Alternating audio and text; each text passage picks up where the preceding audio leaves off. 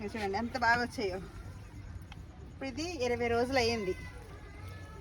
చూడండి ఎంత బాగా వచ్చాయి. మన అక్కడ వేస్ట్ ఉల్లిపాయలు పడేసినవి తీసుకొచ్చి గార్డెన్లో పెట్టాను. ఇలాగా పెట్టాక ఇలా ఎంత బాగా వచ్చి చూడండి. చూడండి చూడండి ఇంకా ఇది ఇలాంటి వేస్ట్ ఉల్లిపాయలు చూడండి. మన గార్డెన్లో ఉల్లి కూడా పండిస్తున్నాం మనం. ఒక్క ఉల్లిపాయ పెట్టే కుళ్ళింది చూడండి ఎన్ని జంటలు వేసుకొచ్చిందో.